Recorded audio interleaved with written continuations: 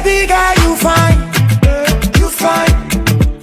Nasty baby. Yeah. معاني وحرب ايفون 11. Nasty. Hello. Nasty.